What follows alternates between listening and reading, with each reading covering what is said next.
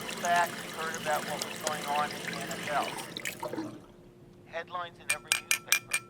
The lead story on every nightly newscast. And then something happened.